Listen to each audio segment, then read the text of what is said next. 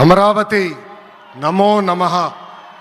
వేదికమైనున్న architect of modern Bharat గౌరవ ప్రధానమంత్రి నరేంద్ర మోడీ గారికి, మన పేదల నాయకుడు గౌరవ ముఖ్యమంత్రి చంద్రబాబు నాయుడు గారికి, నా అన్న గౌరవ ఉప ముఖ్యమంత్రి పవన్ అన్నకి,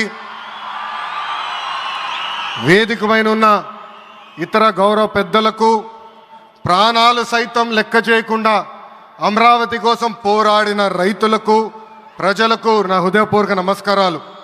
ముందుగా పహల్గామ్ ఉగ్రవాద దాడిలో చనిపోయిన వారికి నేను నివాళులర్పిస్తున్నా.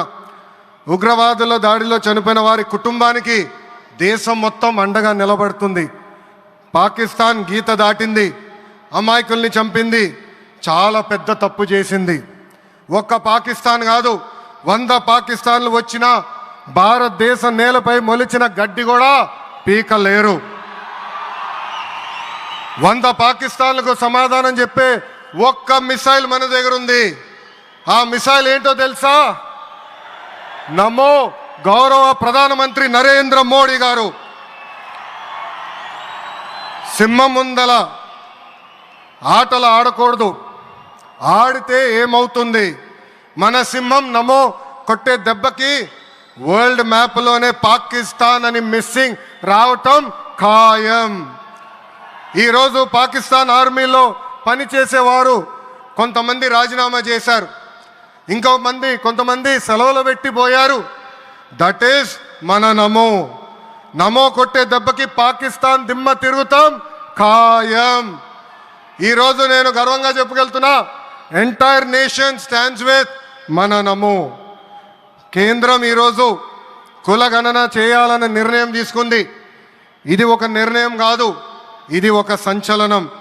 Wear others hesitated for decades, Namo acted, rewriting history with courage. True to his commitment to empower the marginalized and deprived, Namo's bold stroke will deliver social justice in its truest form. నమో గారికి ఆంధ్రప్రదేశ్ అన్న, అమరావతి అన్న ఎంతో ప్రేమ. ఇప్పుడు ఆయన ఢిల్లీలో ఎంత బిజీగా ఉన్నారో మనందరూ తెలుసు. ఆయన ఈ కార్యక్రమానికి వచ్చారు. ప్రధాని నమో గారు ఆంధ్రప్రదేశ్ కోరిన అన్ని కోరికలు తీరుస్తున్నారు. మొన్నే విశాఖపట్నానికి వచ్చి railway zone, NTPC green project, Nakkapalli bulk drug పార్క్కి నిధులు కేటాయించారు. ఏకంగా విశాఖపట్నం ఉక్కు ఫ్యాక్టరీని కాపాడారు. ఇప్పుడు అమరావతికి వచ్చి నిధులే కాదు, పనులు కూడా ప్రారంభించబోతున్నారు. మనం ఒకసారి గతం కూడా గుర్తు చేసుకోవాలి. 2014లో రాష్ట్ర విభజన జరిగింది. కట్టుబట్టలతో మెడబట్టి మన బయటికి గెంటేశారు. ఎక్కడి నుంచి పరిపాలించాలో తెలియని పరిస్థితి. కానీ మన సిబిఎన్ గారికి సంక్షోభాలు కొత్త కాదు. ఒక పక్కన సంక్షేమం, మరో పక్కన అభివృద్ధి చేసి చూపించారు. అందరి ఆమోదం తెలిపిన తర్వాతనే అమరావతి రాజధానిగా ప్రకటించారు. రైతులు చేసిన త్యాగం వల్ల ఈరోజు అమరావతి ఏర్పడింది. ఒకే రాజధాని, అభివృద్ధి వికేంద్రీకరణ అనే ఎజెండాతో మన ప్రభుత్వం ముందరికెళ్ళింది. రాయలసీమను ఎలక్ట్రానిక్స్, ఆటోమోటివ్, రెన్యూవబుల్ ఎనర్జీ హబ్గా తయారు చేశాం. గోదావరి జిల్లాలో ఆక్వాని పెద్ద ఎత్తున ప్రోత్సహించాం. ఉత్తరాంధ్రలో ఐటీ, ఫార్మా కంపెనీలు కూడా ఆనాడు మనం తీసుకొచ్చాం. కానీ 2019 నుంచి 24 వరకు విధ్వంస పాలన మనం చూసాం. మన సిబిఎన్పై ఉన్న వ్యక్తిగత కక్షతో అమరావతిని చంపేయాలని చూశారు. ఒక్క ఇటుక కూడా పెట్టకుండా 3 రాజధానులంటూ 5 సంవత్సరాలు గడిపేశారు. 8 ఏళ్ల పిల్లోడి దగ్గర నుంచి 80 సంవత్సరాల వృద్ధుడి వరకు జై అమరావతి అంటూ జెండా బతుకుని రోడ్డు పైకి వచ్చి ధర్నాలు చేస్తాం, పోరాటాలు చేస్తాం, మనందరం చూసాం. జై అమరావతి అన్నందుకు రైతులకి సంఖ్యలు వేశారు. జై అమరావతి అన్నందుకు మహిళా రైతుల్ని పోలీస్ బూటులతో తన్నిచ్చారు. జై అమరావతి అన్నందుకు రైతుల్ని ఏకంగా పెయిడ్ ఆర్టిస్టులు అన్నారు. ఎన్ని అరాచకాలు చేసినా అమరావతి రైతులు తగ్గేదే లేదన్నారు. 1631 రోజుల పాటు అమరావతి ఉద్యమం కొనసాగింది. 2070 మంది రైతులు చనిపోయారు. సుమారుగా 3000 మంది రైతుల పైన ఆనాటి ప్రభుత్వం దొంగ కేసులు పెట్టింది. ఎన్ని కుట్రలు చేసినా జై అమరావతి అన్న నినాదం ఆ శంకుస్థాపన చేసింది ఎవరు? మన నమో. మన నమో శంకుస్థాపన చేసిన అమరావతి ఆపే దమ్ము ఎవరికి లేదు.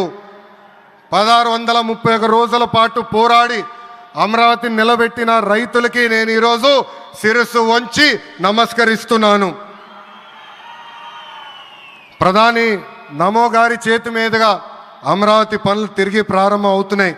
ఇంకా అమరావతి అన్స్టాపబుల్. అభివృద్ధి వికేంద్రీకరణ అంతే స్పీడ్గా జరిగిపోతుంది. Polavaram, Visakha steel plant, Bhogapuram airport, Prakasam జిల్లాలో CBG plant, Kurnool high court bench, ఇలా అన్ని కార్యక్రమాలు జెట్ స్పీడ్తో జరుగుతాయి.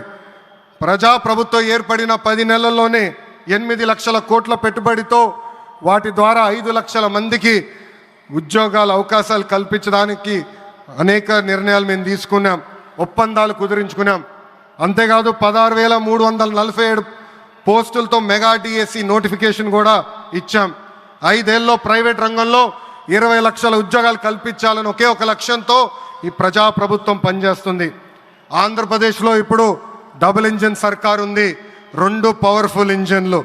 ఒక పక్కన మన నమో, మరో పక్కన మన సిబిఎన్ గారు. అభివృద్ధి సంక్షేమం అనేది జోడెద్దుల బండి. ఎన్ని ఇబ్బందులు ఉన్నా సంక్షేమ కార్యక్రమాలు అమలు చేస్తూ అభివృద్ధి పరుగులు పెట్టిస్తున్నారు మన సిబిఎన్, మన పవన్ అన్న.